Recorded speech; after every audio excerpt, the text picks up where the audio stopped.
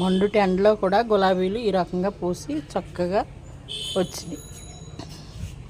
చూసారా గులాబీలు.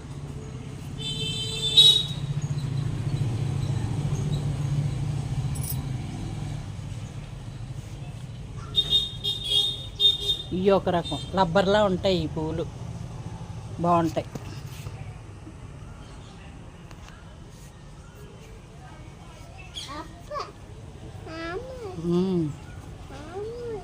ఓయ్, దాంట్లోనే పాదులు కూడా ఉన్నాయండి. అలా గోడల మీదకి ఎక్కుతున్నాయి. ఇగో పాదులు, దోసపాదులు, బీరపాదులు.